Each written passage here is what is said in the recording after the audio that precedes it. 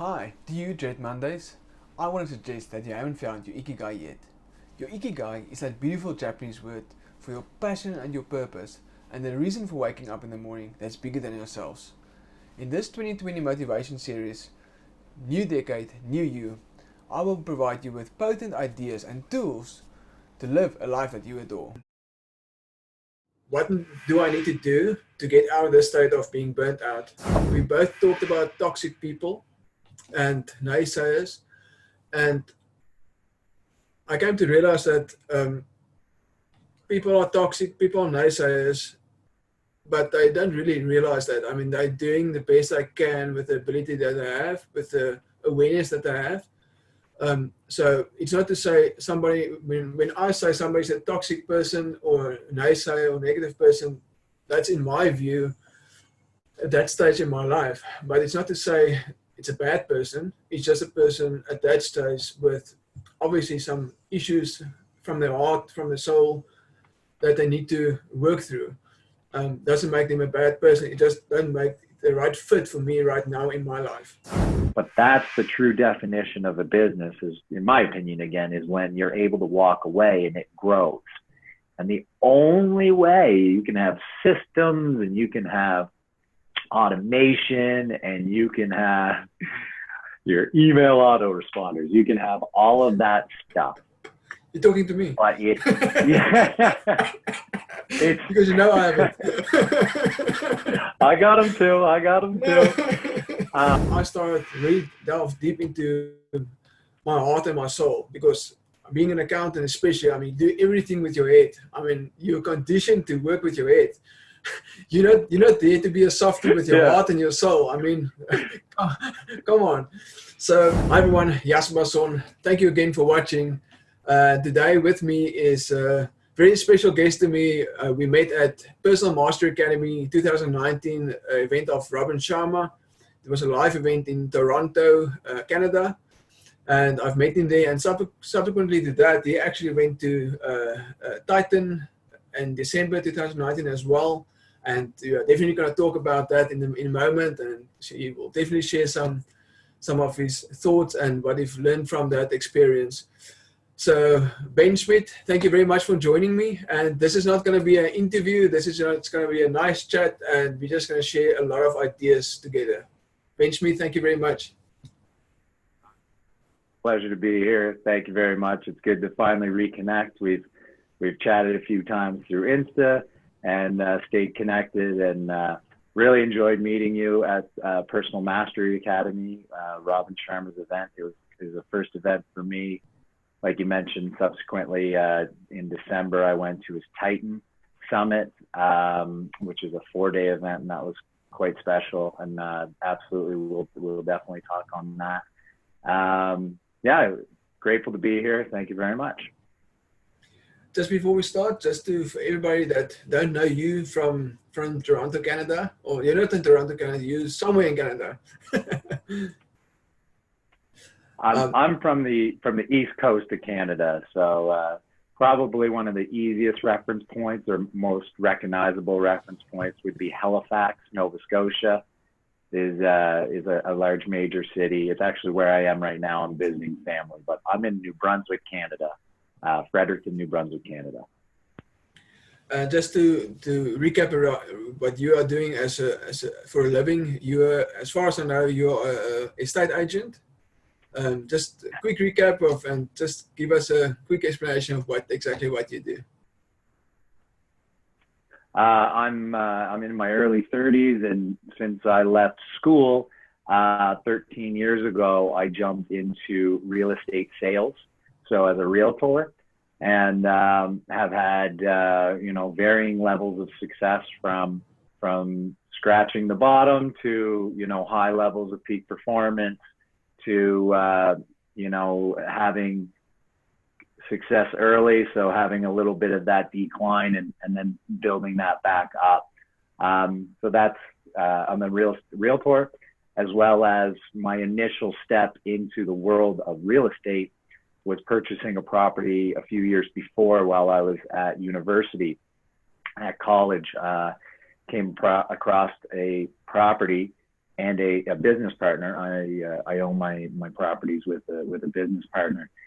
And so we focused on student housing. And so at 21, I purchased my first property, and we grew rather quickly.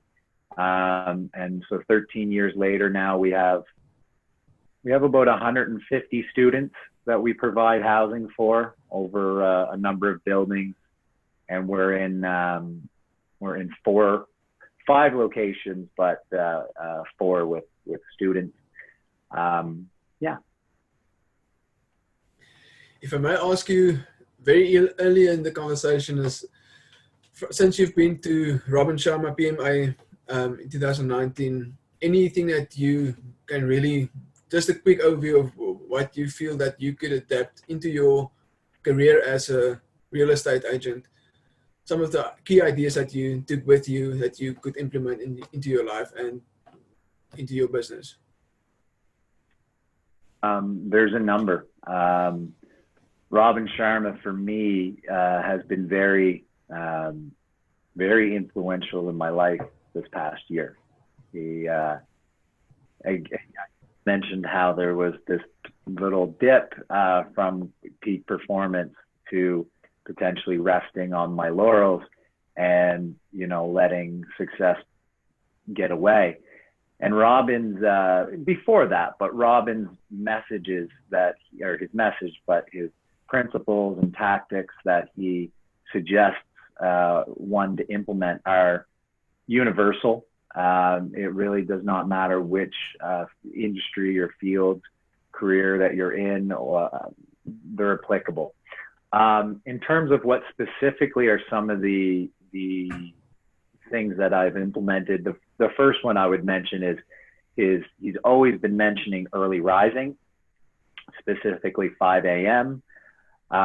In his recent book, he details the 20-20-20 formula, which we can talk to. That, in terms of business, just set me up for a great day. So by the time I got to business, then, whatever time you start, I was up earlier and exercising and et cetera, et cetera. So doing things to get me in the right framework. But more applicable to business, I think that was your question. There's one rule that he suggests, which is the 90-91 formula.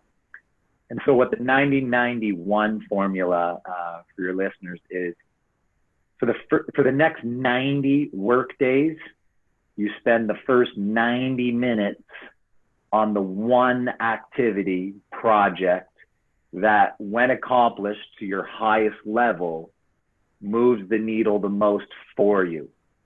And again, that can be anything. For if you're in sales, that might be, or potentially should be, lead generation.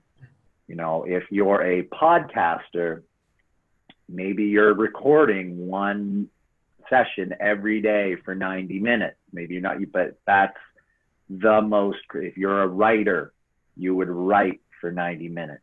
So, and specifically on kind of one project. So that would be the rule that I would say has helped me the most specifically to business practices, has been the 90-91 formula.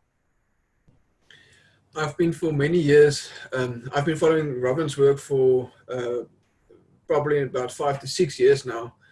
And one of the very first things that I've started doing following his work was to wake up early, and initially started about 6 o'clock, going to 5 o'clock, and then eventually I realized, but I'm awake at about 4 o'clock, I can just as well wake up at 4. So now my morning routine generally stretches from 4 to 6 in the morning.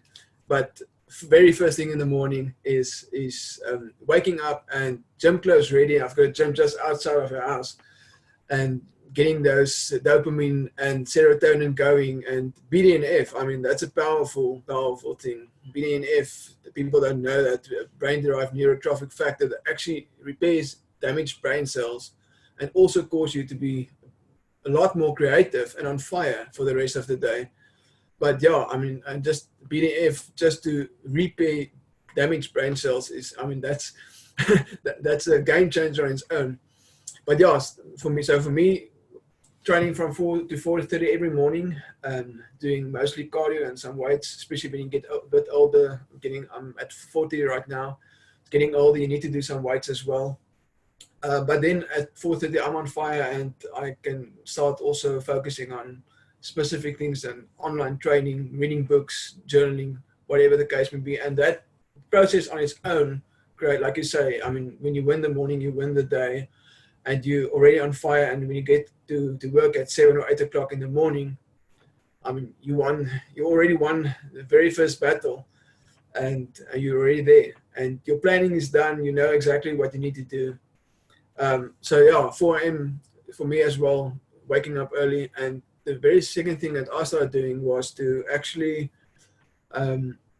start taking my, the pre-planning of your week, or the weekly design system, as Robin would call it, to chunk out every single portion of your day in for time for morning routine, time for clients, time for creating stuff, time for spending time with your family, time for weekly massage, like as well, time for walking the woods. So I think the weekly design system works very well for me, and I chunk my day from 8 to 1 is really my time to really focus, and from there I would attend meetings or do whatever I need to do, be there for my team. But from 8 to 1 is my go-to time and really focusing time.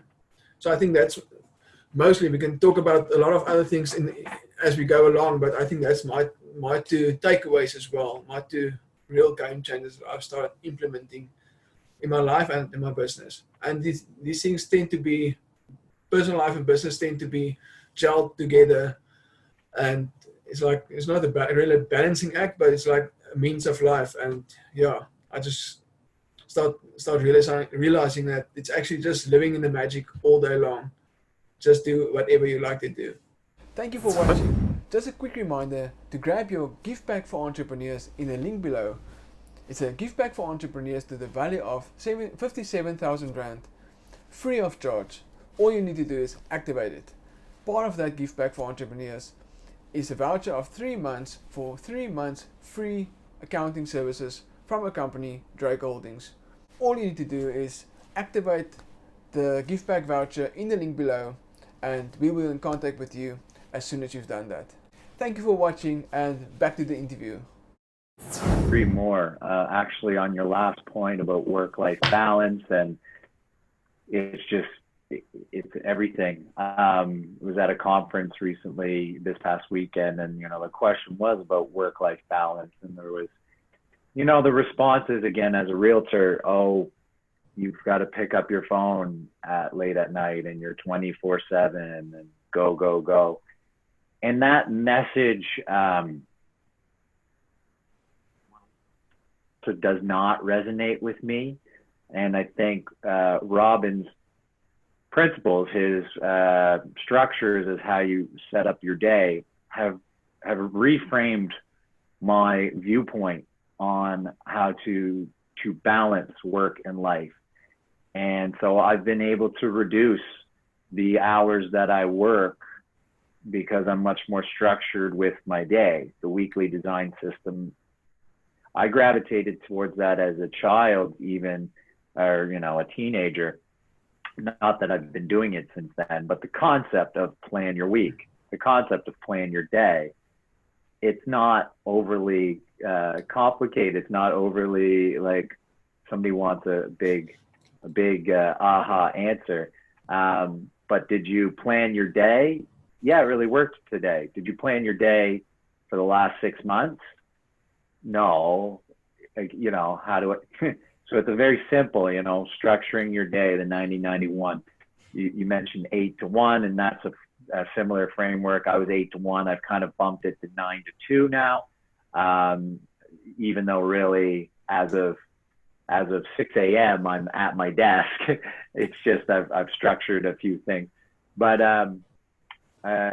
so work-life balance and Robin's principles of planning your day, planning your week, your weekly design system, it just allows you to take that time, go 40,000 feet up, structure whatever it is, your week, your month, your day, put those systems in place, work around those.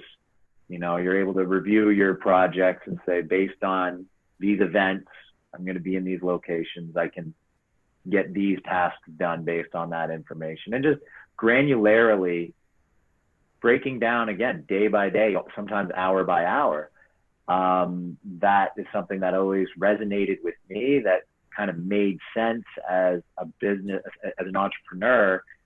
I didn't get to go to a job and be told, this is what you do for 8 hours and we'll give you money. I've experienced that, obviously, not that I haven't had a job before, but that's not as an entrepreneur, you don't have that luxury. So the idea of time management always just kind of made sense to me.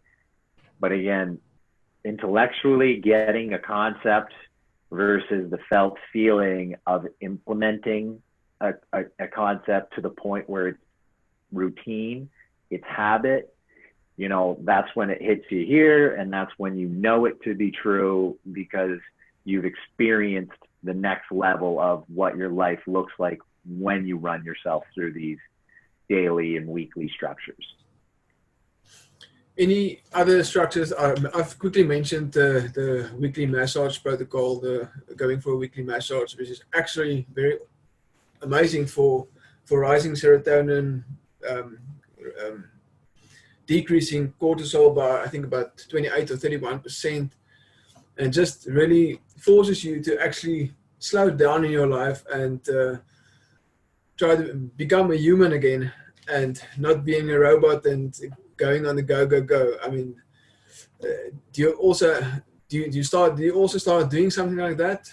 Any other habits that you start doing subsequently to the event? So I started my Robin Sharma journey last Christmas. I got the 5 a.m. book. I was very well aware of Robin since The Monk Who Sold His Ferrari, which I hadn't read until this past year. I had purchased Leader Without a Title years ago, only got a bit through it and put it down. I guess it wasn't something that spoke to me at the time. But so my journey really started implementing the Robin Sharma kind of lifestyles was last year. I got the 5 a.m. book for Christmas as a gift and read it over the holidays a few times. I had January 14th circled in my, oh no, it was the 16th. January 14th was my last big hurrah. I play on a hockey team, so anyway, I was hosting, but so I knew there was no reason to start doing 5 a.m. Anyway, so I decided to put my foot on the brake for a year and not and take it off the gas pedal. And I mean that in the sense that I still worked, still actually grew my business, and in both businesses, but I decided to say, I'm going to focus on me, the easiest way. I'm going to focus, and I put my full dedication, heart, mind, body into his principles. So when you ask, is there anything else? I tried to literally live a Robin Sharma lifestyle last year. So Traffic University, the idea of listening to audiobooks rather than listening to the radio in your car. Very simple concept. That was one that I'm getting much better at. You know, it's even more recently is when, you know, it's been a year of trying to get that in. Others were much easier, but always focusing. So the 2 massage protocol, he suggests 2 90-minute massages a week. I am not yet there. I started at every 2 weeks for 45, and then it became an hour, and now it's every Wednesday I have a massage. So it's improving, and absolutely, I tell everybody that you know, I've come from an athletic background, so I'm typically around guys, you know, we're still playing hockey, we're still playing golf, you know, we're athletic. So these are the people I'm speaking to when I mentioned massage specifically. Is just you put so much focus on the growth, but we know the growth comes when you repair your tissues, right? Like when it breaks down through sleep, etc. And so massage flushes out your system. Like you say, it decreases cortisol 30-odd%, cortisol being your fear hormone, and just puts your body in I think it's a parasympathetic state, so you're able to actually recover. So that's been super helpful for business, mindset, health set, everything. There's, again, he has a number of principles that I can speak to and how I've tried to implement them. By all means, so we can go through them. One of them would be it's not a tactic as much as it would be a model. And he talks about the joy as a GPS. That's probably that's amazing. That's amazing.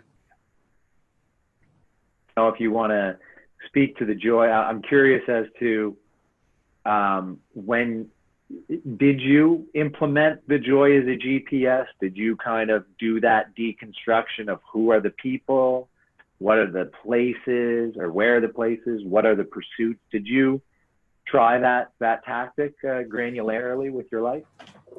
So about 2.5 years ago, I was actually sort of burnt out. I'm an accountant, mainly a profession from almost 2 decades now. And I'm also got involved in a few businesses as an entrepreneur. And I got to a point where I was actually burnt out in all levels in life. And so my process actually started almost 2.5 years ago regarding what do I need to do to get out of this state of being burnt out, and followed a lot of principles of Robin and also a lot of principles of Tim Ferriss, Timothy Ferriss, our 4-hour work week, tribe of mentors, etc. So, and obviously start to change my influence of people that influence me as well. So I like to call it the 5 chimps theory. You probably heard about that as well if you know Tim Ferriss. But the 5 chimps theory. So you are basically, you can predict the behavior of a chimpanzee by the 5 chimps that he actually surrounds himself with.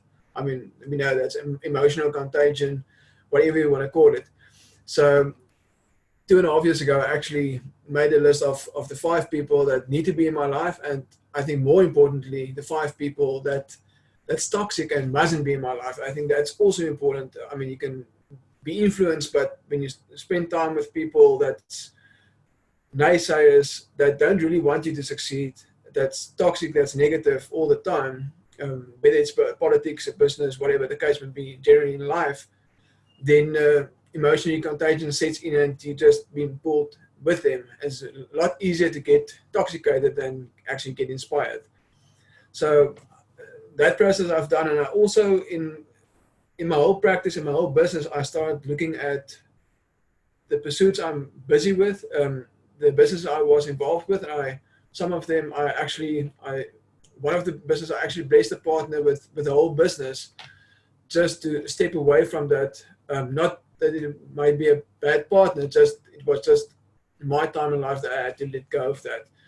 So, and fired a lot of clients. I fired really a lot of clients in my accounting practice, and it's beautiful how when you start doing that and when you start attracting certain clients, the universe is start sending you that specific clients. It's amazing when you start sending specific energy vibrations out in the world, it actually just come in multiple ways back to you. And then, like you say, places as well. Start spending time at places and doing the things that you really love. And if you start doing whatever you love to do, you enjoy every second of your life, in your personal life and in your business. Yeah, so that's my summary of that, and that really helped me and keep me out of being burnt out at all. Joy as a GPS model was probably the second model that I spent my focus on after the 2020. at 5 a.m. That was the first. That was the first model. I told myself that needed just to be a routine, a habit. That needed to be a thing. There needed to this was Ben, and I needed everything else to go through this early morning rise habit. So I focused on that, and I'm happy to say over a year later, it is habit. Not to say that it's every single day. Looking past last year, I would say probably about 5.25 days a week I was up at 5 running the play, which is a huge success. The next model that I implemented was the joy as a GPS. And you mentioned, and so just if anyone's not familiar, that's, you know, your joy comes from 3 P's: your people, places, and pursuits. And you either get more or less joy based on those.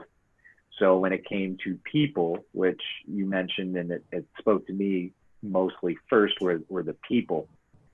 And so I made the list of the 5 people that increased my joy. And that was relatively easy. But what seemed to be easier was to highlight the 5 people in my life that were causing me the most stress. And everyone experiences the same thing. Some of these people you can eliminate, some people you can't eliminate. So you need to readdress your relationship with them. I mean, they could be family, close friends, they could be loved ones potentially, they could be business partners. There's a lot of people that you don't get to exclude just because you realize that they're toxic.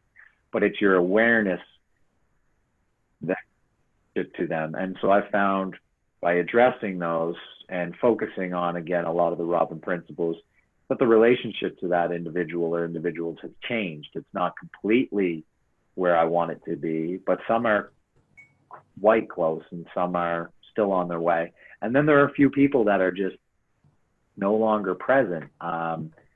They are friends. I love them, but right now, they seem to be toxic. They seem to be a victim, typically a critic, typically a naysayer, like you said. So anyway, so people, figuring out that. And then places and pursuits. The places, you know, I really spent time getting my household to a point where I really like declutter, paintings that really inspired me. I never had plants, so I put plants everywhere, flowers, like things that, you know, never really resonated with me at first. But I said, wait a minute, what would it be like if I actually enjoyed coming home? And so I put my decorating shoes on, and I've, you know, so I've increased my enjoyment of my immediate environment.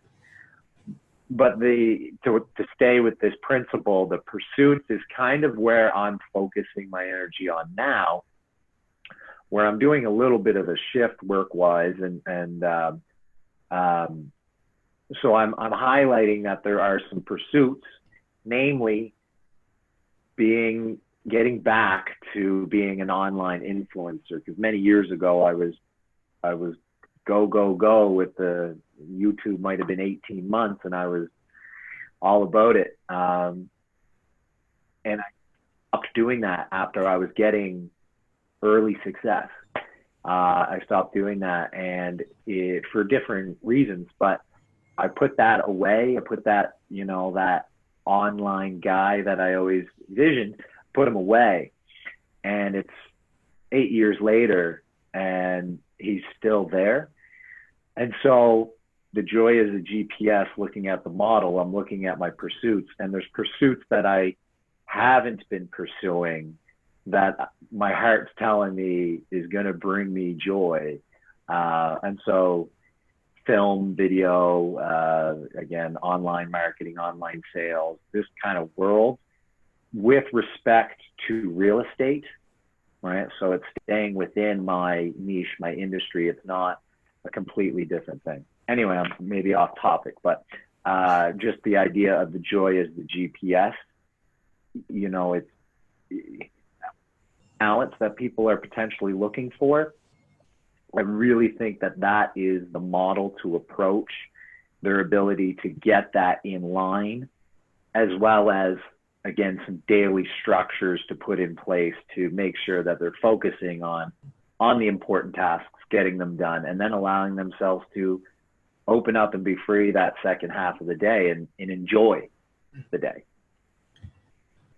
Firstly, I don't think you need to apologize at all about being off track. I think that's the whole reason for the day. It's really just have a nice chat and just keep being in the flow of providing value, adding value, and just share some insights with each other and with the audience that might listen to this, just about tactics and ideas and what we came across, what we've learned across came across our path in the past.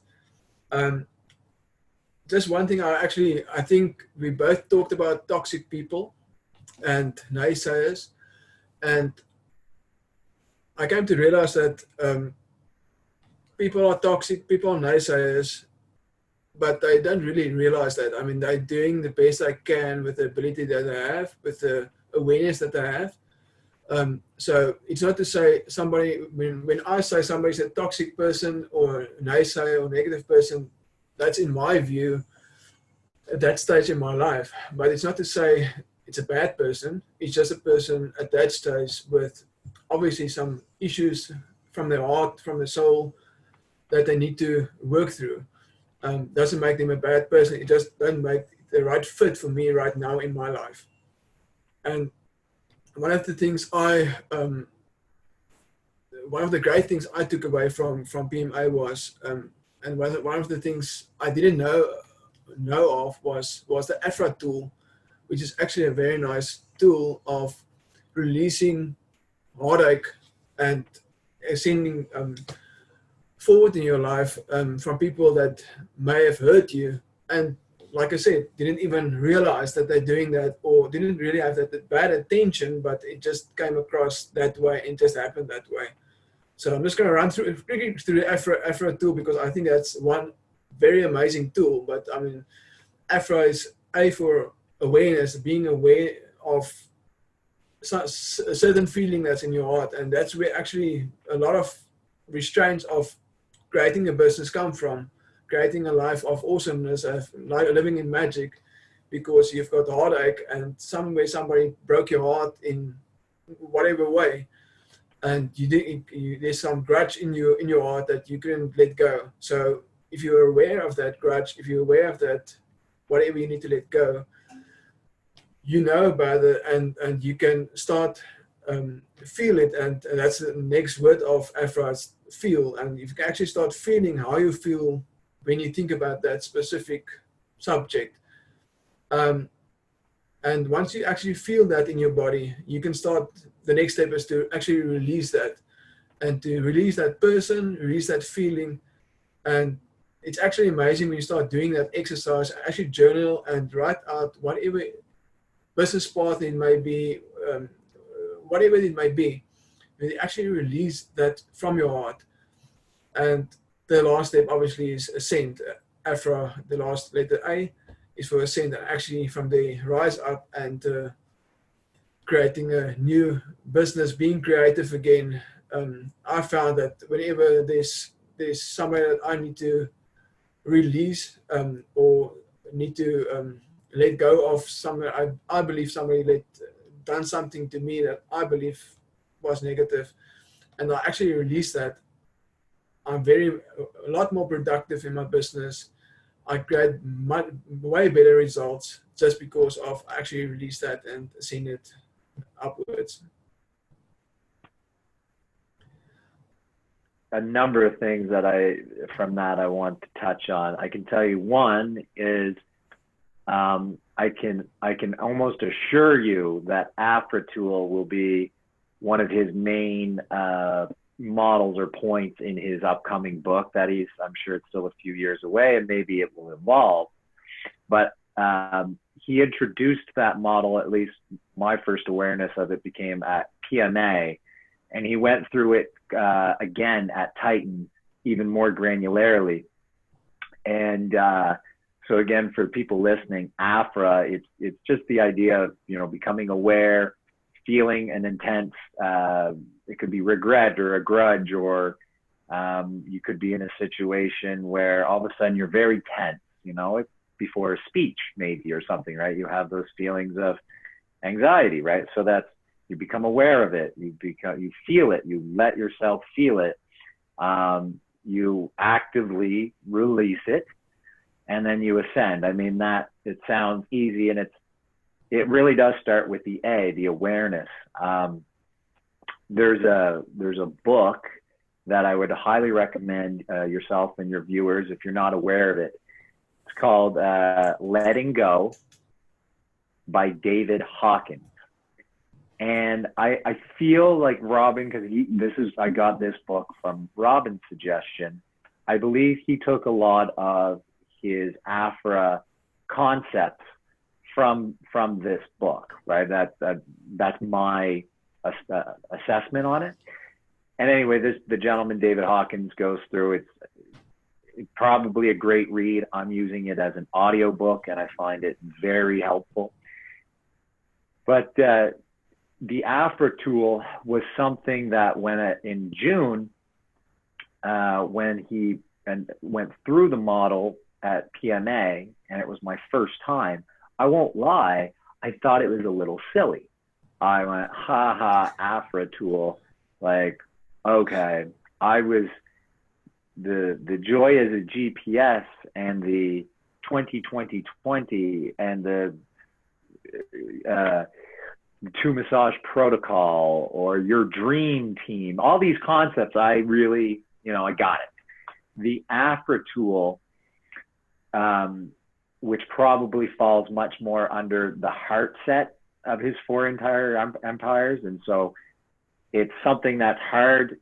Again, you can intellectualize it, but it's not until you feel it and experience it.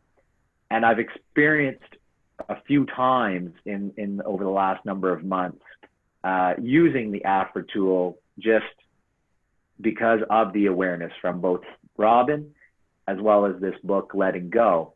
And so for quite some time during my journaling pocket every morning last year, I probably spent a good number of months for 10-15 minutes every day. I wrote a list of all the things in my life that I was still carrying, right? A lot of it was from childhood. So relationships or events or things I didn't do or things I did do or whatever, And so I actively journaled about them and with myself and let them go. I didn't realize at the time that I was trying to do Afra. Like I didn't realize that. So that's a tool, a technique that your viewers can try if there's any kind of emotional stress in their life. Write down all the things that maybe you're still carrying, and one tool is to write about it, and that would be using the Afra. But more in the moment, the tool, like it can come up again, potentially before this podcast, you might have these feelings of anxiety, right? So to become aware of it, to feel it. And then when you feel it, you kind of gain control. And then as soon as you have control of that feeling, you're aware of it and you're subject to it, then all of a sudden you have control and you can release it. A suggestion for a lot of your viewers, if they haven't yet tried meditation, I am a rookie. I've only been doing it for a year, a little less than a year, and not an extensive amount of time, about 20 minutes a day on average. But a few days ago, I experienced, I guess, another Afra moment, and it wasn't through journaling, it was through meditation. And it was a guided meditation. Headspace is the application I think a lot of people are familiar with. And anyway, I was in a state of, what you'd want to be in meditation. I was calm, relaxed, energy, that whole sensation. And I allowed in a negative thought came into my mind. And rather than being gone down, like when you have a really good meditation, you're able to have a thought and not break meditation. Again, I'm kind of new to that. That's only happened a few times, but a negative sensation came in and I felt it. But then because I was so calm, I was able to feel it. I was aware of it and I was able to feel it. And I said, you know what? I'm going to let this negative thought come right in, and I'm going to think deeply about this person. It was a person at the time that caused anxiety, and I said, no, I'm going to welcome this person in. And after a few seconds, a few moments, I didn't release it yet. I allowed and permitted the 5 or 6 other things, people, things that are causing me a loss. I all of a sudden said, come on in. And I was able to sit comfortably and in a high energy, calm state with all of the negative things together. And I was, release them. That's not to say that they're gone forever, but it was a moment where now I know that I can be in control of these. And it is because of the Afra tool and tactics like journaling, like meditation. I want to just dive a bit deeper into, you talk about heart set a lot, and obviously myself as well with Afra tool, everything, and definitely stop you from doing amazing things because of the heartbreak. So just to recap on you talk about mindset and heart set, everything. So there's actually 4 interior empires. That's mindset, heart set, health set, obviously training, eating better, whatever the case may be. And the last thing also soul set. So the 2 things that I actually discovered, my wife is a human energy healing practitioner. So what especially after the PMA event, I started really delve deep into my heart and my soul, because being an accountant, especially, do everything with your head. You're conditioned to work with your head. You're not there to be a softie with your heart and your soul. Come on. So I really dive deep into feelings are getting talked about around the water cooler at the accountant office. Yeah. No, for sure. So after that event, I actually, part of my monthly protocol is actually to go to my wife as a practitioner and doing this human energy healing session with her. She does it with me. And I actually really start exploring, especially my heart and my soul, and really, the word ikigai, to wake up in the morning for a cause that's bigger than yourself. And there's some sort of so you if you don't really follow your soul's plan and really follow the plan, like the universe, God, whatever you might believe in, follow, you start becoming sick because you're getting all kinds of aches. And I've experienced that. Once I've released certain things, I actually I've had three or four hamstring pulls, and if I go back in timelines, I actually can see that specific timelines. There was, I pulled a hamstring, but there was a reason behind that, pulling that hamstring. And people getting sick of all kinds of, especially cancer these days, and it's all because they don't really follow their soul's plan. And I'm really amateur, so I can't really go deep into this, but I would really advise anybody, if your heart and your soul is not really in order, if you haven't found your ikigai, that passion and your purpose that you need to follow for your life, that you really need to follow, not what you need to feel you need to follow, but what you really need to follow. Finding that purpose of you waking up in the morning, something that's bigger than yourself. And if you can actually realize that and getting to your soul's purpose, I mean, again, start living a life of magic, a life of purpose. And as you go along, as you follow your purpose, as you follow your ikigai, you actually start, I mean, I haven't been sick in I think about a year and a half, 2 years now. And I believe one of the things I haven't feel any better like how I feel right now. And I believe it's really because I started following my purpose of my life that's really focused on your soul, on your soul set. And obviously also releasing things of your past by your heart set. And mindset, I think a lot of people just talk about mindset, as you know. I mean, there's a lot of authors that really just focus on mindset, and that's also important. I really believe in affirmations, visualization every single morning about my dreams and my goals, and it does work. I mean, really, I've seen it work, and I've seen it my vision playing out in my life and in my business. But it's just as important as being healthy, training wise, keeping your body healthy, eating better, releasing everything from your heart, all the heartache, and also following your soul's plan. I think that's probably one of the biggest things that every one of us need to discover, what our actual purpose is in life. In this process, I've always built businesses. Like I said, I'm an accountant for about 2 decades, but I've never realized why I'm doing that. And then during this process of doing a lot of soul work, I actually realized that, I mean, my ikigai is actually being massively generous, not just in monetary value, but in actually adding value to the lives of others, empowering other people, inspiring with hope, spreading kindness all over the place. So yeah, I think just to deconstruct and actually give some more value about heart set, mindset, and soul set. I think that's something very important aspect that everybody needs to look into, is their soul. Thank you for watching. Just a quick reminder to grab your gift pack for entrepreneurs in the link below. It's a gift pack for entrepreneurs to the value of 57,000 Rand, free of charge. All you need to do is activate it.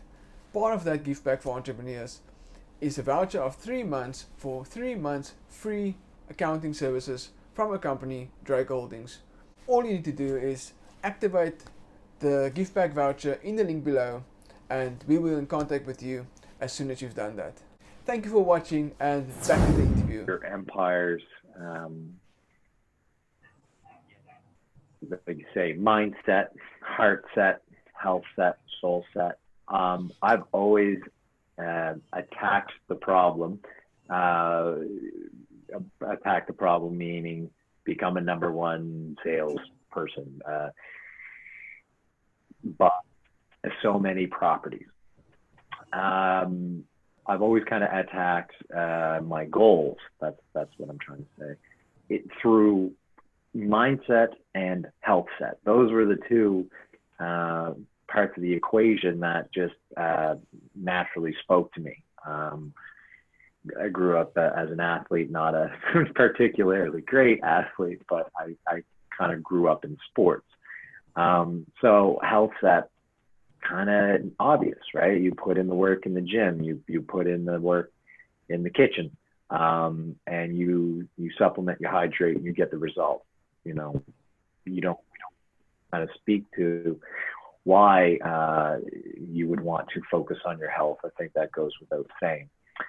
Mindset is an area that has a larger breadth or depth in terms of what you can talk about: affirmations, visualizations, just your ability to stay positive, etc. There is a huge, within that 25%, that's actually quite large. So is, health. But health, I find easier to wrap up, say, yeah, you know what health is. Mindset, even though it's talked about, that's still not necessarily something that's you can easily wrap your head around for some people. but it's just, again, being able to kind of control the thought. But Robin and I think probably a few people now are definitely suggesting, few people in the entrepreneurial space.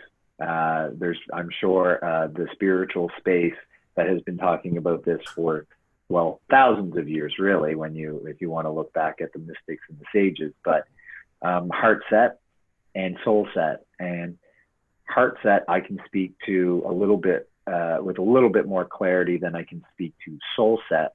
But heart set is, again, just quite. So, you know, you can kind of intellectualize the problems that you're having. Maybe it's a relationship, of the problem that's going in your head, because it's by the mind, in the sense that, like, there's a trillion different variations of whatever it is that you're thinking about. You might not be even accurately under the right assumption of what the person's thinking. You could be thinking they're thinking this and they're thinking something else. So with that simple fact in itself, it's hard to attack the problem from the mind. So heart set has been a brand new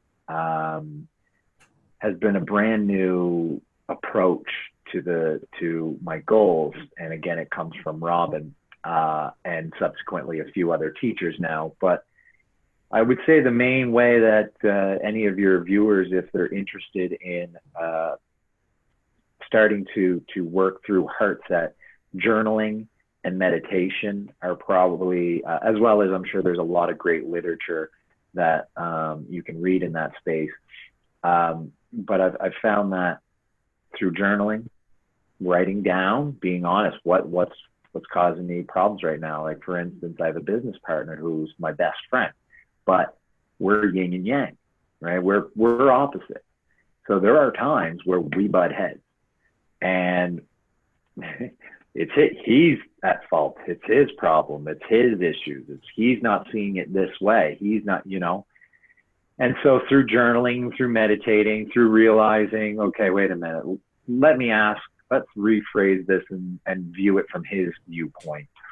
Doing those things, it's allowed me at times to gain better perspective, starting to make decisions from the heart and not necessarily from the mindset. Because again, I've mentioned before, and it's a common, you know, you can intellectualize something, but until you experience it, then you know it. It's a felt feeling. So early morning at 5 a.m. 2020. Oh, I get it. Yeah, clearly, if I did that, you know, I'd raise to another. Oh, I did that for a couple weeks and saw a result, but this happened and this happened and this happened. So it all felt. You never got out of the head. You never got it to the heart. You never, but you know, and I say this coming from experience, because many times, 5 a.m. included, but many times I've tried to accomplish a goal and only have gotten so far. And so it probably, maybe you need to get through the heart quicker, but a lot of it, I think, starts with the mind.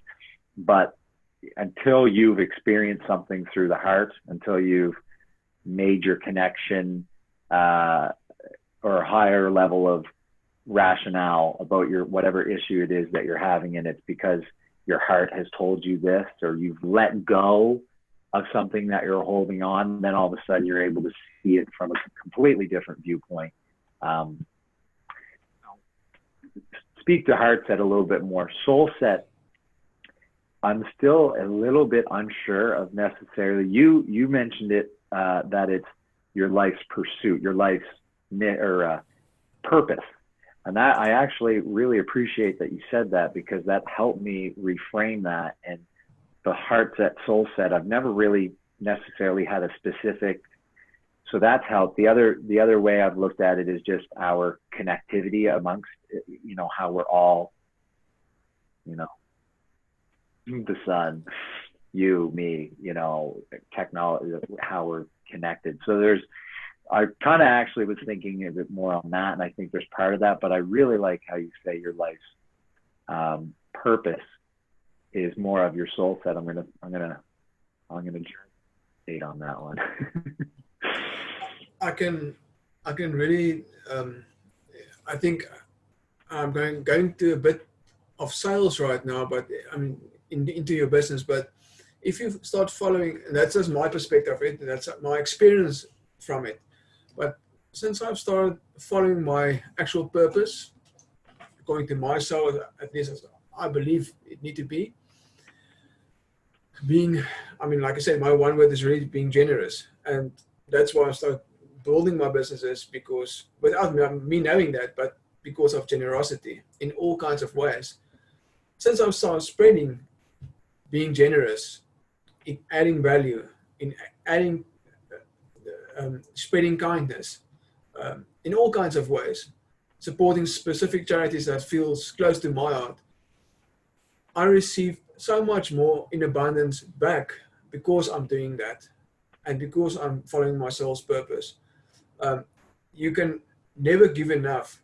And like I said, let's go look at sales. You can either do a quick sale on as a short-term benefit, or you can play the long game and you can actually live your soul's purpose.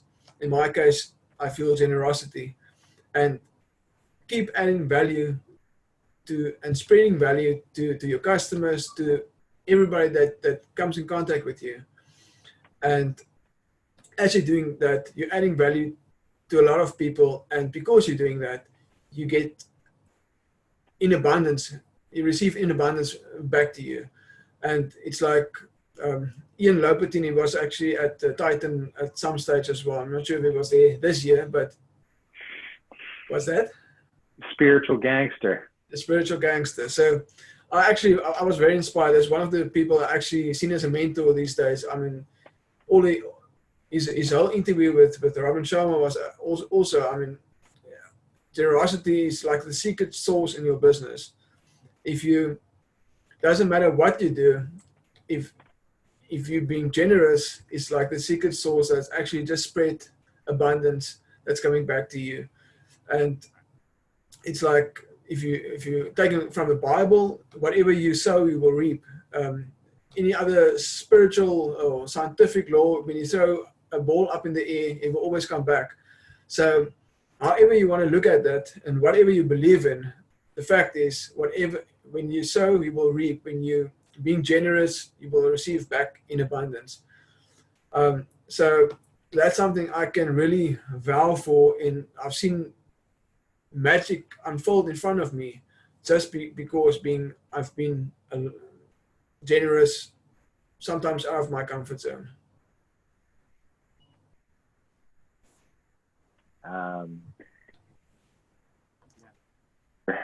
Where to jump in on that? You started kind of mentioning with sales and generosity and receiving in abundance. I don't know if I can speak specifically to that aspect when it comes to my sales, but I've definitely experienced the putting others first, and so generosity and giving service. That is kind of something I humbly admit is it's not new. I mean, the idea, I've been in sales, it's always provide service, right? But there was always what's in it for me. There was always the I'm going to do this to get that. I won't lie, that was there. So in the past year, following Robin's methods has definitely shifted my actual perspective. Not I don't say that facetiously. Like I had actually started to see it, that I want to help others get where they want to go. And ideally, because I do that, it will return to me. But it's a genuine desire to help others. So yet been focusing. I am now, but last year my focus wasn't on sales. I allowed that to just, I did what I did, which was actually a very good year. But I didn't put my focus on new acquisition, just what came to me. I focused my energies on the housing, the real estate, rental side of my equation.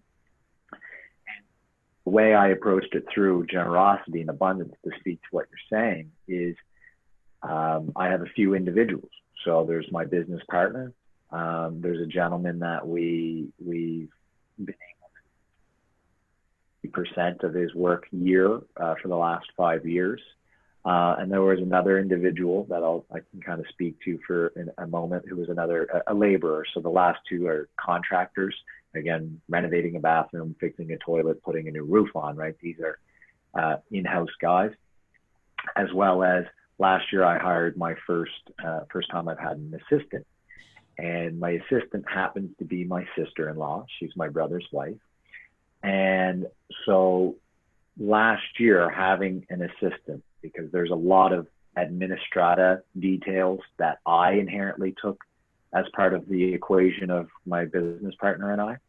I just was more naturally,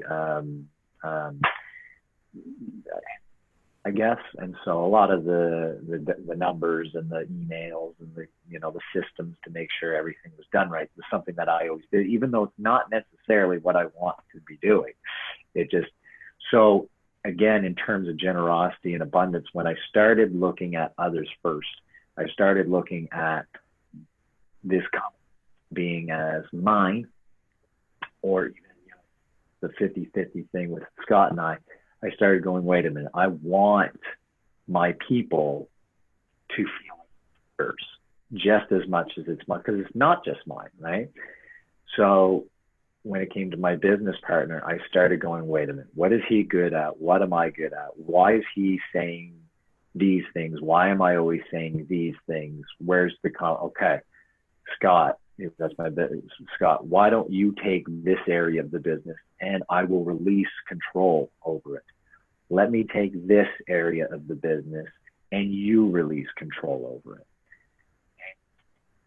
It's happening. And then there was our contractor, and we had an individual right at December time. It was unfortunate, but he had some personal issues, which he brought to the workspace, and we had to let him go. And it was tough, because I was trying to build this team and he was doing so well, but it kind of fell apart. And I hope nothing but for the best for him, but I couldn't keep him on. What I was able to do in that moment is just say, okay, you're full time. Like don't worry about another looking for, we're gonna. So, and the idea of saying, okay, he's our contractor. So I have a big workshop, a big garage with all my tools and everything. And I've always tried to maintain a high level of clean and order, but there's all kinds of us going in and out, and it quickly turns into disaster. And I was always taking it from like, why aren't you guys keeping it clean? I just spent a whole week cleaning this place. It's organized. Just put it back where I put it.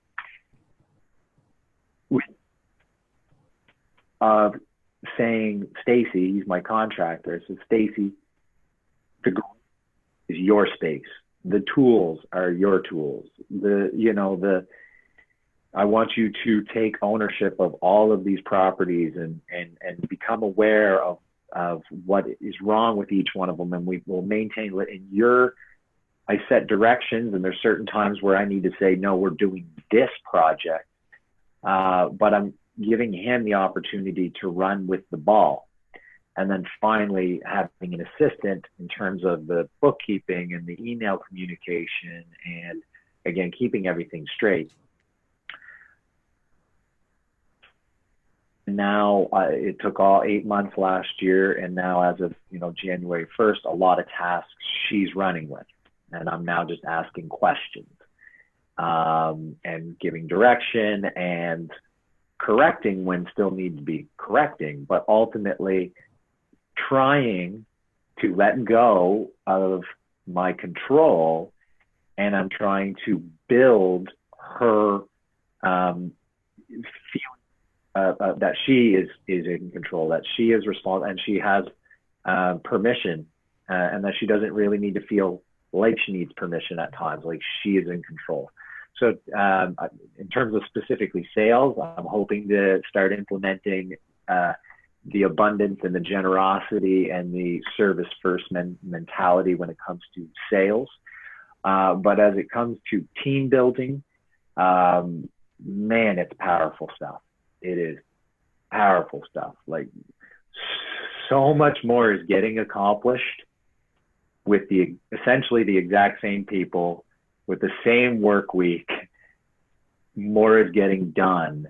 And subsequently, I'm now in more control because one good conversation with my contractor, and I can kind of set the course a little bit, and then he's off and running. So.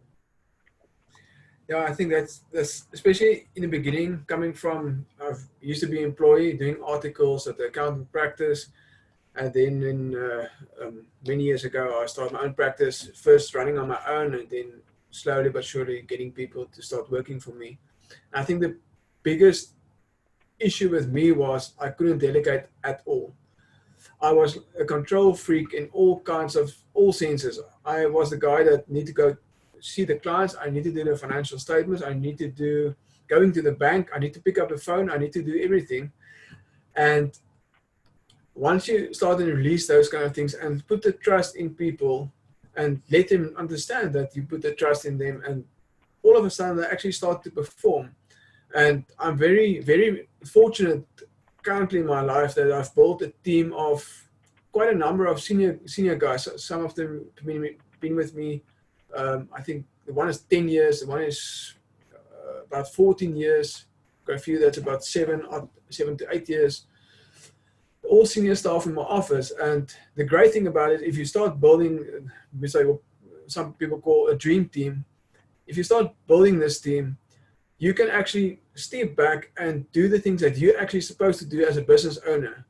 If you need to be, and that's the biggest, I think the biggest problem with the most entrepreneurs, self-employed kind of entrepreneurs, is that they can't be away from the work for one day, or the money will stop flowing in, the business will fall apart, nothing will be done. So if you have start getting into practice processes, and your senior staff actually know you've empowered them to run the business on your behalf, you're still there, but you've got a total other function than sitting in front of a computer and work every day.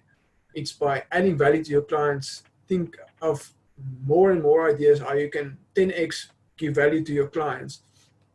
And I think creating new ideas, potentially might creating new businesses, but if you don't build a dream team around you and don't stop having the need of being a control freak about every small little thing, don't sweat the small stuff. But if you can't delegate, you won't ever be able to build a business, to scale a business, and create amazing things. So yeah, I think a valid point for you. Big thumbs up for you as well by actually pushing that process and developing a dream team as well. So yeah, definitely.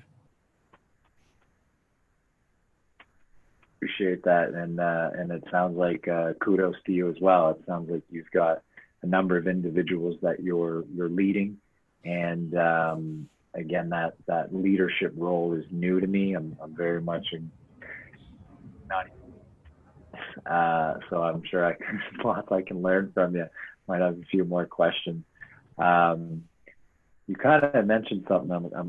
I'm blanking on it right now, but one thing you mentioned when you said don't sweat the small stuff. Anyone that is true, and then the opposite of sweat the small stuff is true. And so when it came to certain tasks, the administrata is an easy one to point to. My assistant Annie, who again my sister-in-law, who I love very much, she loves sweating the small stuff. Like, she loves details. She loves making sure things balance. She loves making sure that whatever open loop got opened, got closed. And so, you know, giving that to her, even though I was decent at it, I had control, and letting go of it has been very tough. You know, she's able to sweat the small stuff. It's allowing me to not sweat the small stuff.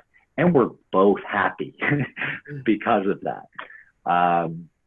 So the concept of having, you know, your dream team and empowering others to do what speaks to them and calls to them, it's powerful stuff. I think further to the small, don't sweat the small stuff is, I agree with you. There always need to be somebody that need to look after. I mean, look at the finer things of things, and be a perfectionist in your business and trying to deliver the best value that you can for your clients. I mean, definitely so. But sometimes I get entrepreneurs. I mean, in my accounting practice, we serve small business owners. So it's generally one director, about 10 employees. That's kind of my field that I like to play with or play in. And also, obviously, it's a market that you can uplift and empower entrepreneurs as well, because they actually need that. But a lot of these business owners would sweat the small stuff in the sense of bank charges. My bank charges is 50 Rand, 100 Rand too much. And you're getting where I'm going to.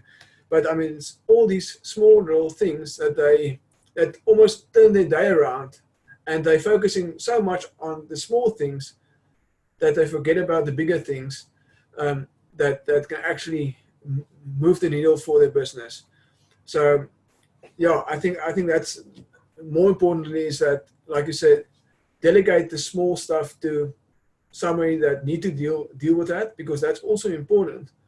Every aspect in your business obviously is important. Every person in your business is important, but you focus on the bigger things that can actually move the needle. And you touch on it as well, but I think being the leader, make sure being a leader for your organization, for your business, we first need to look at ourselves and create inner power into ourselves to create, obviously, our inner world will never be bigger than, or outer world will never be bigger than our inner world. And, you know, obviously, you know that from Robin as well, but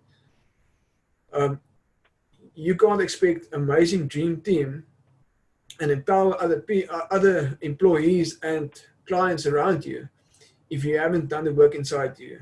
So being selfish and looking after yourself first and empower yourself on a daily basis, and then you can start expecting and expecting your employees to be uplifted and create amazing work. And that's what I can only speak from South African entrepreneurs, but a lot of them expect a lot from their employees and from the staff, from their management, but they haven't done the work themselves. They haven't done any inner work, may it be mindset, heart set, health set, soul set, but they expect so much more from the employees. So be the example, be the leader, and I really love the leader without a title philosophy about anybody can be a leader. Even my receptionist can be a leader by giving me amazing insights from the front office of how our clients experience our business. So don't be because you on the top, because they need to be a ladder. They need to be they need to be titles, and they need to be people in charge and management, etc. But don't be that leader that think you know everything. Let go of your ego and be open to whatever suggestion comes from your dream team, from your office, because everybody in your office see something from another perspective and a different perspective as you do, and you can learn a lot from their perspective. Thank you for watching. Just a quick reminder to grab your gift pack for entrepreneurs in the link below. It's a gift pack for entrepreneurs to the value of 57,000 Rand. free of charge. All you need to do is activate it. Part of that gift back for entrepreneurs is a voucher of 3 months for 3 months free accounting services from a company, Dryk Holdings. All you need to do is activate the gift back voucher in the link below, and we will be in contact with you as soon as you've done that. Thank you There's for a couple watching, things and back to the back interview. to the sweat the small stuff before I get back to the where you ended with the leadership. You mentioned like the bank charges, and again, being someone that focused on the numbers, I would see those and I would chase after these sometimes $20 increments. And so there was a Ramit Sadie or Ramit, I forget the gentleman. Anyway, there's always been a concept, the latte factor in finances, right? You know, $5 a day, you know, you're spending $1,500, you know, put that towards, it's going to compound, it's going to be this. Well, what if you just raised your income by 10 grand a year, right? What's going to get you to your financial result quicker? So sweat the small stuff. Are you going to worry about that you bought a second cup latte, or should maybe you focus on improving your performance so that you can make more money? So yeah, I agree very much with don't sweat the small stuff, but details are very important. And 2 steps ago, where you just talked about, and it comes back to the leadership about a business. I like Robert Kiyosaki said in Rich Dad, Poor Dad, where he said a business is not a business until you can leave it for a year and it comes back and it's bigger than when you left it. So, to many people, myself included, I don't have a business. I have a very nice I'm self-employed, right? My housing development is definitely on a trajectory of becoming a business.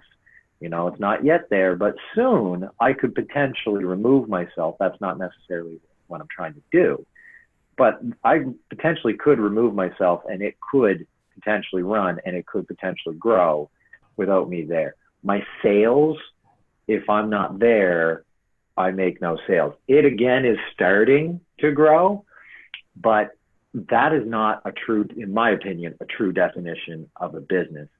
So to tie that point up with what you're just saying about, you know, empowering people, giving them, that's where you're going to actually develop a business. When you've surrounded yourself with people and you've delegated and people are in their roles and they're the right people for their roles, and you've trained them and you've empowered them and they've actually had the felt feeling of what it's like to make a decision without consulting you, and it's gone good and bad, and you've in both situations were able to move them even further into that, you know, empowerment. That takes a long time, and that takes a lot of energy, and that takes a lot of focus to maintain that, pushing everybody.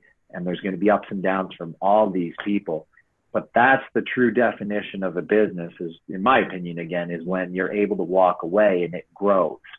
And the only way you can have systems and you can have automation and you can have your email autoresponders, you can have all of that stuff.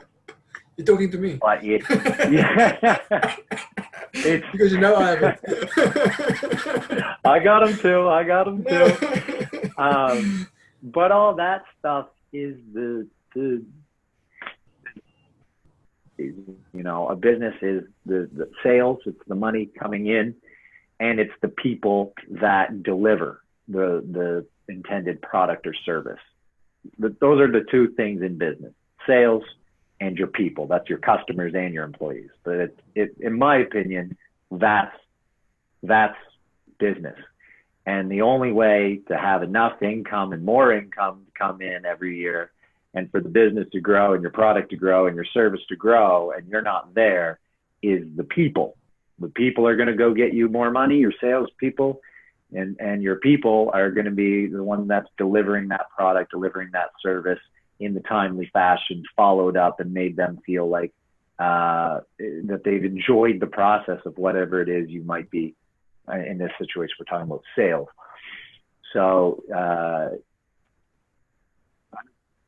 true business really is, being real with whether or not you have a business or if you've created that. For me, at least, that was a really big pivotal moment of, I've been doing this for 10 years, but do I actually even have a business? Could I sell this? Like, could somebody replicate what I'm doing with me not here? And the answer was no. And so the idea of a leader is to grow more leaders, and to what you were talking about, the fact to do it is to release control.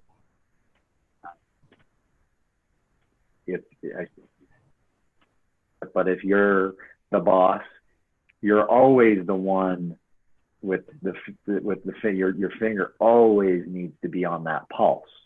You always need to be checking in. You always need to be reviewing. You always need to be monitoring, correcting, resetting course, resetting direction, giving the vision, etc. That's your role. But and people. I think, to recap, you just mentioned Robert Kiyosaki, and I think I read a book in quite a long time, obvious, but one of his greatest books that I really love is the Cash Flow Quadrant.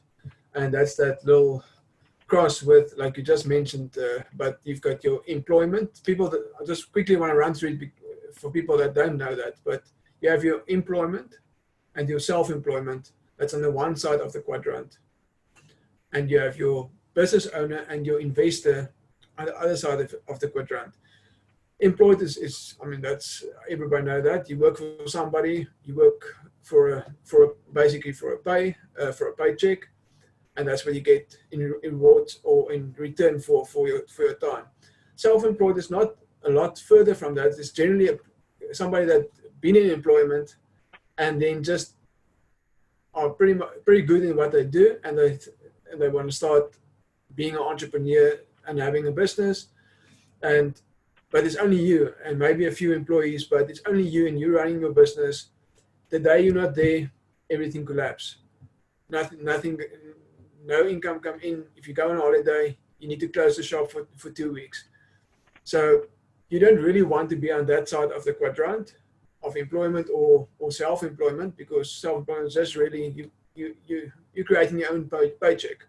But that's pretty much what you do. But if you move to the other side and you have your business owner, like you just mentioned, so I'm not going to tap into that really, but if you're a business owner, you can be the leader where you empower other people to uplift them, and sometimes even most of the time employ people that's actually better than yourself that run your business. And then on the last point is being an investor, somebody like a Warren Buffett or whoever that may be. Invest in businesses, invest, like in your case, invest in real estate, rent it out, and doesn't matter where. If you can visit me in Cape Town, your income will still flow into your bank account from all the variety of rentals. And that's, by the way, that's a good idea. I think you must come and visit me in Cape Town. Too. I'm trying to remember where in Africa, I think it's Kenya. Africa's quite large, is it not? But I'm certain to soon start traveling and seeing some of my fellow PMAers and Titan people. I'm looking forward to reconnecting on a personal. That's a little bit of what we were talking about at the beginning, where I said I had an idea and how I wanted to connect with you. So that actually ties in with that concept. So there you go. Yeah, we'd very much like to come visit you. Well, I'm at the right southern part of Africa. I'm in South Africa, in Cape Town, and that's probably the most beautiful part of South Africa or for Africa. So whenever you're ready, just let me know. We can do that. I want to quickly, I think we've got about 15 minutes left of the time that we actually scheduled to do so. So I just want to touch on a few things. One of the things that I started realizing is that I need to conquer fear. Fear in pursuing my dreams, pursuing new goals, pursuing something bigger in my business that I'm ready to do. And I've realized there's two things that I've started doing. One is the mind map. You know, the mind map. Let me see if I can quickly find the drawing here. Something I've actually done during the course of this morning, creating a mind map, something that they also taught us in PMA. But also the second thing I started doing was, and that was also about a year and a half ago, 2 years ago, was to jump in a cold shower every morning at 6 a.m. And that was a reminder, and it was like something that you subconsciously train your mind to do, is to, on a daily basis, run into your fear. Because I think the most businesses never get started because the person with the idea is too afraid to take that first step. And the first step is always the most difficult part. Once you've done that and you run into your fear, your fear will always run away. So just quickly, a quick note on that. Have you any rituals, any habits that you do to remind yourself, to prepare you subconsciously to run into your fear? Yeah. Fear tackling is probably something that has been and is more and more shifting into my focus. And hours, I try to get 2 a day. Early morning gym now, so I hit the showers and I go to the steam room. So right after the steam, as cold as possible. That one's okay. The tough one is in the evening to wind down my evening routine. I tend to take a bath and have the Epsom salt and the candle, right, and read a book and just lower. But then at the end, get out, like stand up, and it's tough. For as long as it takes for the water to go down in the tub, I have a cold shower going, and that's to help with melatonin and your mitochondria, and it helps with sleep. So yeah, I do try cold showers. I do not do those every day. I'm sure it's been at least almost a week since I've had one, but it's close to it's always in my awareness to try. In terms of fear and fear tackling, like all of us, we have our fears, whatever they are. And I guess what I've noticed is, I'm not at my midlife crisis, but I've definitely reached a point in my life where my youth is starting to meet my experience. That's how I like to describe it. And I find it funny where a lot of people, the concept of how do you want to look back on your life? What do you want people to say about you when you're dead? How do you it's regret, right? But I find it funny because people that aren't necessarily going after their goals because of fears, and I have my fears, I'm not plenty of fears, but it's, if you were to ask me, if you did it over again right now, all of a sudden we'd have all the answers. We'd know exactly what to do, how to, we're here. But if we wanted to be here and we got the opportunity to go back knowing what we know, we would do this, and we would do that, and we would do this. Yet we know it now because hopefully we have another 10, 20, 40, 50, however many years left, whoever's listening, you still have time. You still have that perspective. Why aren't you? Well, it's because of our fears. And so I've tackled a few fears. There's kind of some new big ones that have always been there that's now becoming very real, in the sense that I've put systems and people in place so that I can do the activities that I really want to do, but the things that I really want to do scare me the most. So, but that's like everybody, that the thing, that your soul set, your life's mission, your ikigai, that's probably the thing that also scares you the most. And that's the universe telling you what you're supposed to be doing. And and it's very, very difficult to face your fears. Timothy Ferriss has a very good breakdown. I think he calls it fear tackling. He's got a really good breakdown of how he goes about it. So I won't speak too much about fear because I'm probably just still full of it. But that's failure is where a lot of people are fearful of. And yet if you ask that same rational person, you know, are you going to be able to pick up this guitar and be Stevie Ray Vaughan? No. What does that mean? Oh, you're going to suck for a while. You're going to fail. You're not going to be good. So we obviously know that, but then the feeling of failing, what people think, what, I guess that's what lands on me, is what people think if I were to fail doing something, if I was to put myself out there and it weren't to work. And that's what holds a lot of us back. But quite simply, you failed the most. And that is 100% an undeniable fact. There is not one person that reached the pinnacle of whatever it is they did percent.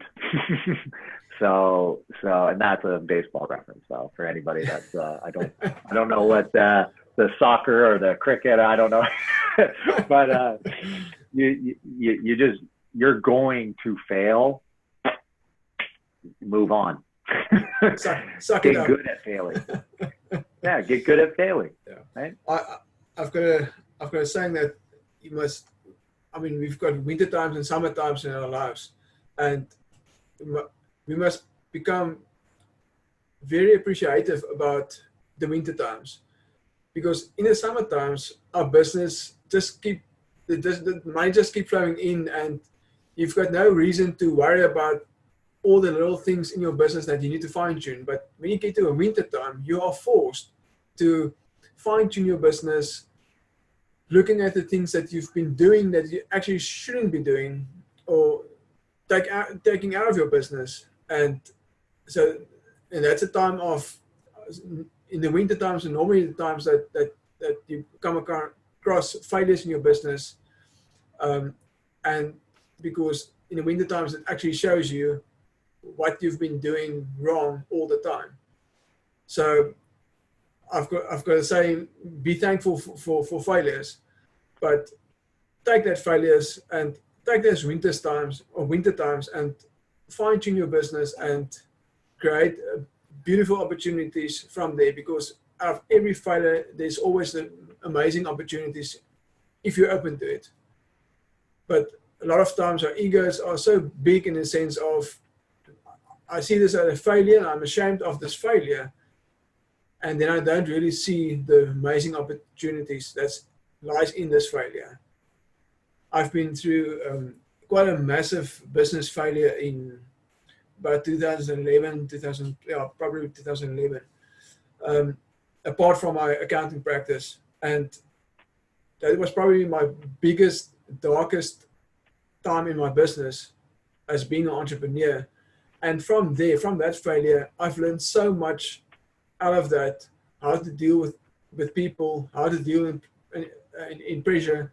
And since then, I can apply, obviously, better ideas and doing better things in my business going forward, taking better decisions, but also empower my clients, my entrepreneur clients, empower them to potentially make better decisions.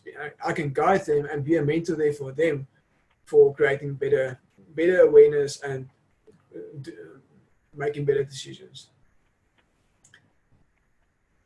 So on that point, I will actually want your view on having a mentor, having a circle of influence, because I think I'm very fortunate. I'm part of the PMA Titan group monthly Zoom call. I've got a variety of very influential people in my life. That's my mentor. That's my business coaches. And I think that's, again, emotional contagion, whatever you want to call it. I mean, being associated with amazing, successful, influential individuals just create new opportunities, just a sphere in the universe of new opportunities for you. Um, and I believe every entrepreneur in a variety and in your life, having variety of mentors in your health, set, in your mindset, in your soul set, having a mentor to guide you in that specific field. Would you agree with me?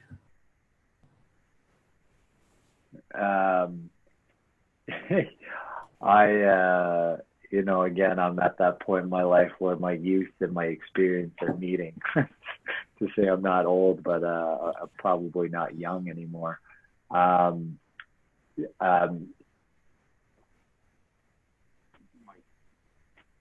Has declined. We're not in the cafeteria at school anymore, so we're not in constant social situations. Maybe somebody is because of their work employment. Maybe people are around a lot of people. Personally, self-employed, up to me to be around people. I very easily can work away at my desk for a day and not see anybody if I were to so choose to. So the idea of going out and identifying people to bring, or the people that are in my life that maybe I need to increase the amount of time with, has been a main, again, it's kind of the GPS, has been one of the main things that I focused on last year. And this year, I'm hoping to take it to a much higher level. For instance, this call is something that potentially in past I would I would try to make a financial connection to it because I'm in sales. The approach is much different. Yes, there's the do these things that people become aware and they can come to you and they can start understanding who you are and what value you can bring them. Yeah, there's still potentially that financial or that business connection. But truly and honestly, where this is coming from is I get to where I kind of grew up in athletics. I was always in the dressing room. So I've always been the dressing room guy. And so for anyone that's been in team sports, they can understand what I mean by that, And that's always who I held to be important, being that fun guy in the dressing room. And I've enjoyed a great life and I've had a lot of success and I've had a great social, but I was holding on to that. And all of a sudden, this couple years, and then last year when I got into Robin, my values shifted. I never wanted to necessarily be this character that I had created. That, not to say I don't want to be the fun guy anymore, but my values shifted. And so I'm trying to build a new dressing room of teaming, right? So the Zoom call, this call, like when I was at Titan Summit, I had your name underlined 3 times saying, I need to speak with Jasper, right? Like we talked about this podcast back at PMA. You had just mentioned it. And when you mentioned it, I said, oh, I would love that. And this is the first time I've been on somebody's, podcast. So the emotional contagion, the fact that you're going to be the people, the 5 chimps, like Timothy Ferriss says. I think it's Nicholas Christakis, the book Connected, right? And Robin talks about that. So you become the people you surround yourself with, and those people that they surround themselves with, right? So you might not even meet the people that are influencing the people that you are letting into your life that influence you. So it is incredibly important to, under all 4 of those empires, your mindset, your heart set, your health set, your soul set. Who's your athletic coach, or who is that person you go to the gym with? They're not, but it's you identify someone that you enjoy going to the gym with, and so therefore you're out there doing it. Or when it comes to mindset. What are you reading? Are you studying your business, etc.? And when it comes to heart set, for instance,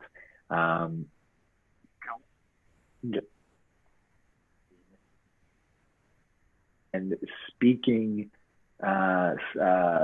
whatever your issues are with a really close friend that that you can have those conversations with. So identifying people in those quadrants, identifying people that you would like to have magical stardust rub off on you. This can be selfish a little bit in the sense that you're trying to get from them, but you're approaching these people because you genuinely are interested in them and or their message. And so it's not going to come from a place of take, because you're going to them, and so it will. The people you surround yourself will rub off on you, and you're setting up your dream team and you're empowering others. And then, like you say, it always comes from within. Your outer world, it won't represent anything other than what your inner world is. The people that you go out as Jasper before you suit up and become leader Jasper, who are the people that you're speaking to that are influencing you, that are setting you up to be the leader that you are? And so, the people you surround yourself are incredibly important. Right. I think we need to wrap up, but before we wrap up, a few quick questions for you. I will return the favor if you want to. 5 books you read in 2019 that you would suggest anybody need to read.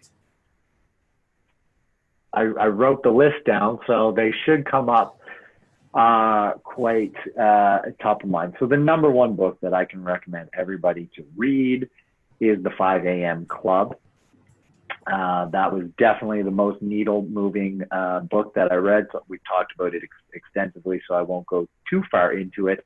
And please don't let the 5 a.m. words scare you off. There are a lot of principles in there.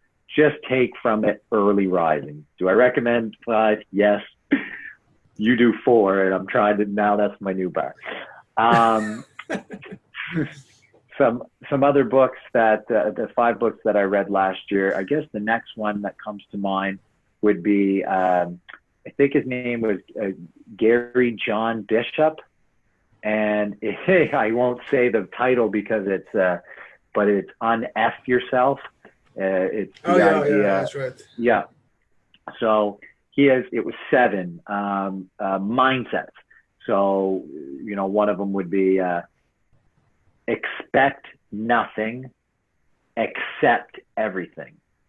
That's just so anyway, he's got a few, and that really, really helped me. There was 7 that when I ran my marathon and last year for the first time ever, and I was about halfway through, and I'd never run any more than like 15 kilometers before, and I was screaming out all of his affirmations just to get me there.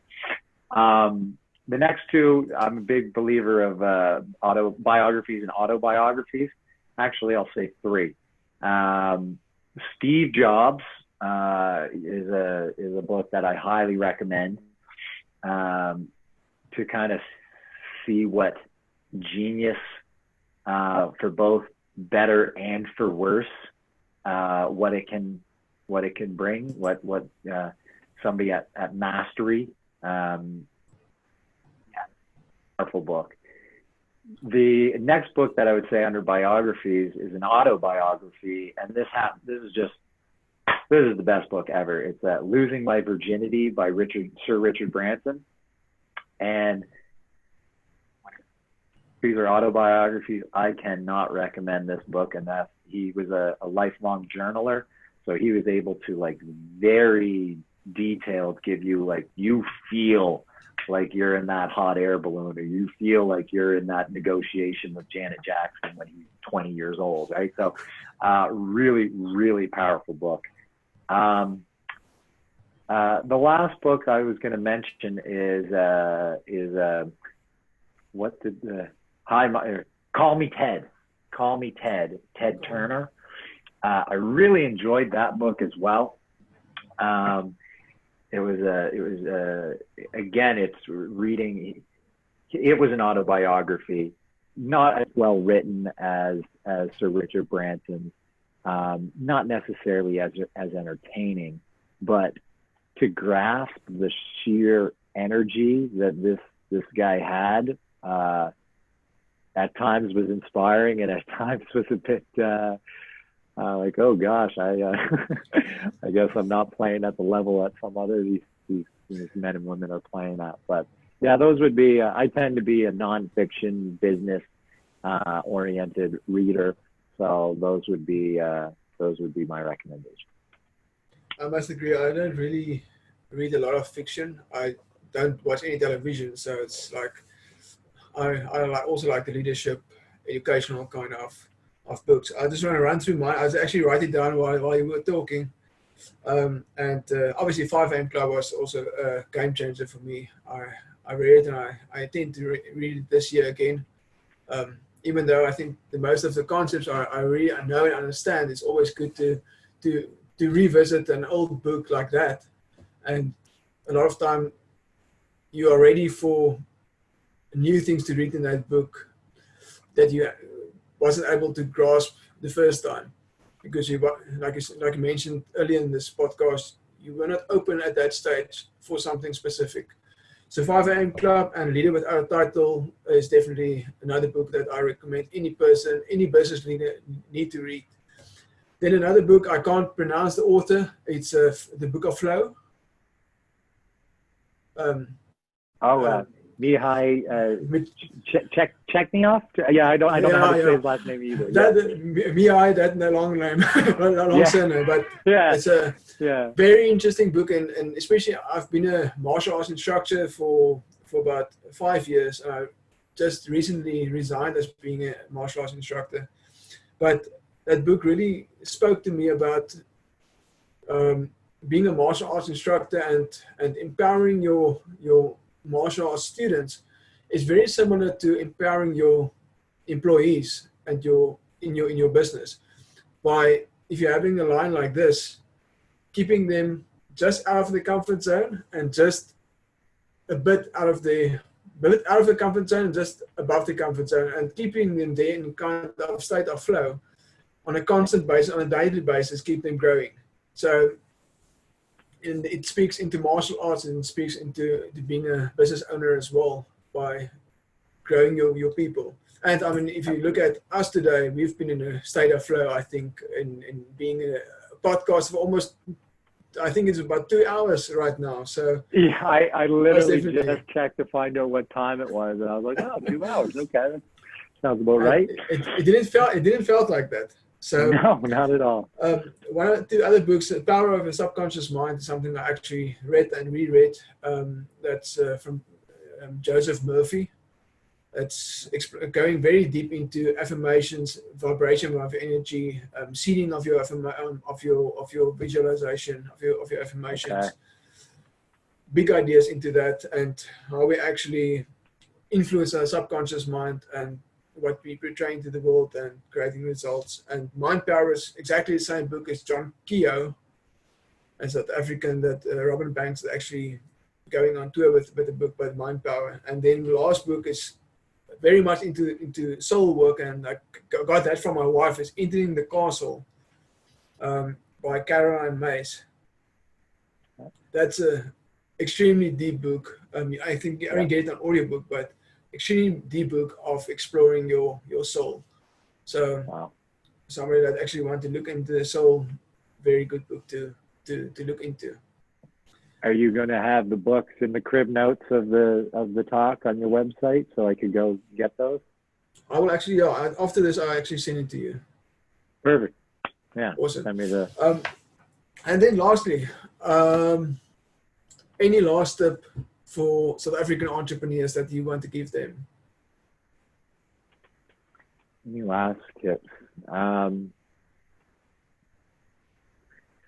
Well, we've talked about quite a bit, and I guess I would just try to, like you say, your ikigai. You've got me really kind of thinking about a lot of the things that I have been thinking about you actually put a good frame of reference on in terms of, what's your life's purpose. And we talked about fears, and a lot of the times our fears are highlighting the things they're highlighting.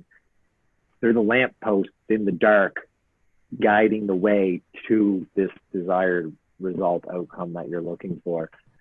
So you take a step back, take your foot off the gas pedal, slow down, recognize what's important to you, who's important to you. You're not going to take your bank account with you. Last year I was diamond. Oh, if I don't sell this many houses again, I'm not as good. Or, oh, next year I'm going to be red diamond. I don't get to take my red diamond award with me. And no one cares when I'm up there and everyone's clapping because they're waiting, for their turn to go up for their award. The results, our goals, we don't get to take them with us. What we do get to take with us are our memories of the journey, the people that helped us get us there. When you reach your mountaintop, you probably, maybe you will, but you're probably not going to be remembering that moment as much as you're going to remember who you had to become to be the person that achieved the goal that you're hoping to achieve. Because most often, the goal we're trying to achieve, we've set it in our minds, because what we're actually after is the person we'd be to be able to get that. And just remember, have that in mind as you go about your business life. You don't need to be so hard on yourself. You can things can happen in a much more the magic can come to your life when you start focusing on the people, and you start focusing on you, and you start focusing on good principles and practices, and then let the universe do its thing. Beautiful advice. Thank you very much. And I've got a feeling that was great. It was 2 hours of amazing awesomeness, and I've got a feeling we're going to do this again very soon. I couldn't agree more. I know we are. Thank you very much. Thank you, Jasper. I appreciate it. All the best to you, and look forward to chatting with you again soon. We're going to have another Zoom call soon, I'm sure.